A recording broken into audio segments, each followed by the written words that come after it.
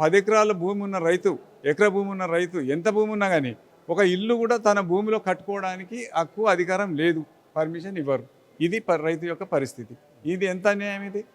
తరతరాల నుంచి భూమిని కాపాడుకున్నటువంటి రైతులు ఇవాళ పట్టణం అంతా పెరిగిపోతూ ఉంది. ఈ చుట్టుపక్కల ఔటర్ రింగ్ రోడ్లో ఉన్నటువంటి గ్రామాలన్నింటినీ కూడా మున్సిపాలిటీగా మార్చేశారు. మరి మార్చేసినప్పుడు రైతు తన భూమిలో ఇల్లు కట్టుకునే హక్కు అధికారం లేకపోతే రైతు పరిస్థితి ఏంది? కాబట్టి ఇవాళ ఈ యొక్క మాస్టర్ ప్లాన్ ఏదైతే 2012 రూపొందించారో అది ఇప్పటి పరిస్థితిలో అది సరైనటువంటిది కాదు రైతులకు. ఎందుకంటే పట్టణం పెరిగిపోయింది, ఆ గ్రామాలన్నింటినీ కూడా మరి మున్సిపాలిటీగా మారిపోయినాయి.